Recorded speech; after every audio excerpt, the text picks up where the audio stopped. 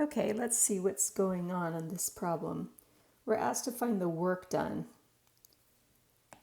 So for work, we're looking at the dot product of f and the unit tangent as a line integral, but the way that we actually have found to compute that using our shortcut is f dot r prime, where we put everything in terms of t.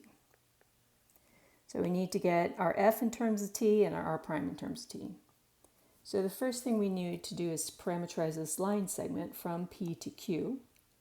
The direction vector from P to Q is this. And when we parameterize the line, remember there's lots of ways we could parameterize this line, but what I have found works easily so I don't have to think about it much is take the first point, so 0, 0, 1, as the point on the line, and then use your direction vector to 1, negative 1 times t, and there you have your line. If I write it in vector form, then it looks like this. So I need f in terms of t, so I'm going to do that by putting in anywhere I see an x, I'll put in the 2t. Similarly, everywhere I see a y, I'll put in t, and for z, we'll put in 1 minus t.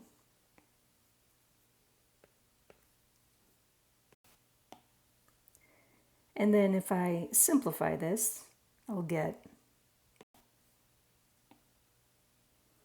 we need to dot that with r prime, so let me find r prime, and then compute the dot product. So similarly multiplying, adding, and simplifying. Okay, so that's my dot product. All I have to do then is integrate with respect to t from 0 to 1. I forgot to put that up here. When we parameterize the line segment using the method that I talked about, it's always 0 to 1. If you did it a different way, you might have different limitations.